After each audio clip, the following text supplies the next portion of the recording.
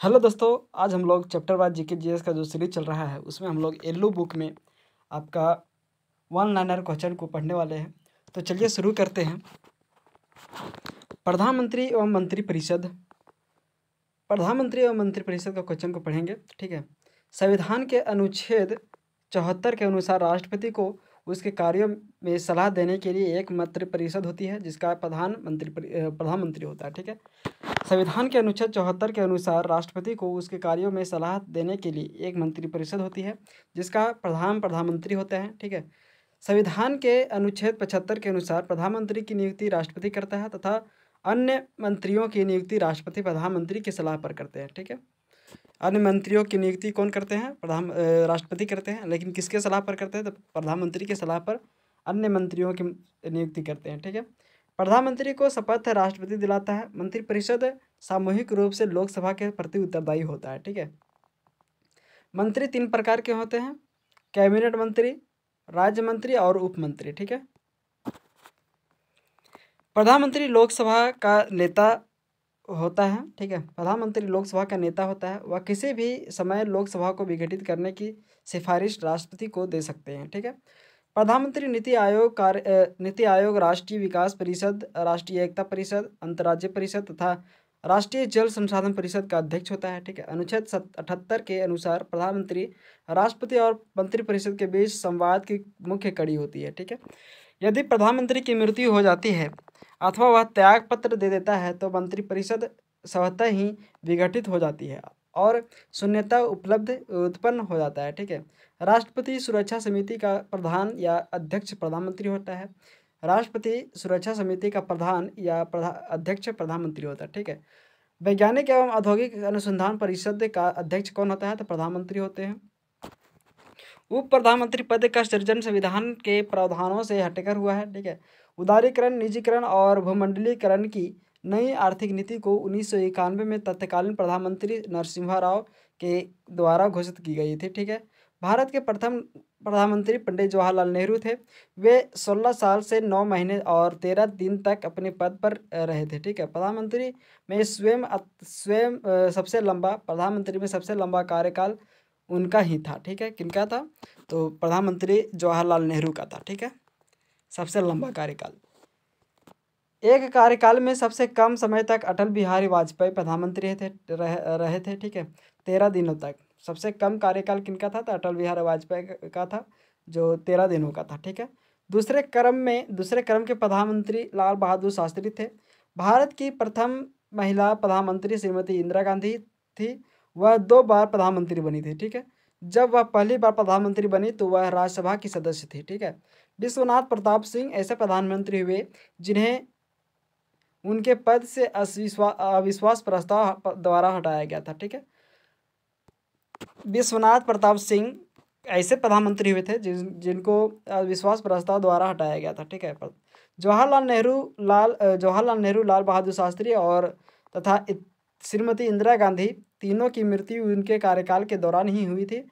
लाल बहादुर शास्त्री की भारत के बाहर ताशकंद में हुई थी। ठीक है। लाल बहादुर शास्त्री की मृत्यु कहाँ हुई थी? ताशकंद में हुई थी, भारत के बाहर में हुई थी। ठीक है। एच डी देवगौड़ा ऐसे प्रधानमंत्री थे जो पद ग्रहण करते समय विधानसभा के सदस्य थे। ठीक है। चौधरी चरण सिंह एकमात्र ऐसे प्रधानमंत्री हुए जो कभी लोकसभा में उपस्थित नहीं हुए थे। ठीक है। सबसे कम उम्र के प्रधानमंत्री राजीव गांधी बने। कैबिनेट मंत्री में सबसे बड़ा कार्यकाल जगजीवन राम का रहा। ठीक है। वह लगभग 32 वर्षों तक कैबिनेट मंत्री रहे थे। ठीक है। जगजीवन राम। प्रधानमंत्री के मंत्री एवं उनका कार्यकाल। जवाहरलाल नेहरू का कार्यकाल 1947 से 1964 तक चला। ठीक है। गुलजारी लाल नंदा का सेकेंड प्रधानमंत्री बने। इनका कार्यकाल 1964 से कार्यवाहक प्रधानमंत्री के रूप में रहा। ठीक है। गुलजारी लाल नंदा को। उसके बाद लाल बहादुर शास्त्री रहे 1964 से 66 तक। ठीक है। गुलजारी लाल नंदा फिर कार्यवाहक प्रधानमंत्री बने 1966 में। ठीक है। इंदिरा गांधी उसके बाद आए। इंदिरा गांधी 5वें नंबर के प्रधानमंत्री थे। इन्होंने 1966 से 77 तक, 1977 तक प्रधानमंत्री एक पद संभाला, ठीक है। उसके बाद 6वें नंबर पर मोरारजी देसाई आए। उसके बाद मोरारजी देसाई का कार्यकाल 1977 से 1979 तक चला, ठीक है। उसके बाद चौधरी चरण सिंह आए, जिनका कार्यकाल 1979 से 1980 तक चला, ठीक है। ये 7वें नंबर के प्रधानमंत्री थे। उसके बाद फिर इंदिरा गांधी आए 8वें नंबर पर। इनका कार्यकाल 1980 से 1984 तक चला। उसके बाद राजीव गांधी आए 1984 से 1989 तक चला, ठीक है। उसके बाद 10वें नंबर पर विश्वनाथ प्रताप सिंह आए 1989 से 1990 तक चला, ठीक है। उसके बाद चंद्रशेखर आए 11वें नंबर पर। चंद्रशेखर 11वें नंबर पर आए। उनका कार्यकाल था 1990 से 1991 तक, ठीक है। पी.वी. नरसिम्हा राव 12वें नंबर के प्रधानमंत्री बने। इनका कार्यकाल 1991 से 1996 तक चला, ठीक है। उसके बाद अटल बिहारी वाजपेयी आए 1996 में, ठीक है, 13वें नंबर पर। उसके 14वें नंबर पर आए एच डी देवगौड़ा 1996 से 1997 तक चला, ठीक है। उसके बाद 15वें नंबर पर आए इंद्र कुमार गुजराल 1997 से 1998 तक, ठीक है। उसके बाद 16वें नंबर पर आए अटल बिहारी वाजपेयी 1998 से 2004 तक, ठीक है। उसके बाद डॉक्टर मनमोहन सिंह आए 2004 से 2014 तक। उसके बाद नरेंद्र मोदी आए 2014 से 18 तक। फिर नरेंद्र मोदी आए 19 से आपका 23 तक, ठीक है। 19 से 24 तक, ठीक है। 14 से 19 तक। उसका 19 से 24 तक आपका नरेंद्र मोदी आए। फिर अभी वर्तमान में कौन है तो नरेंद्र मोदी है, ठीक है।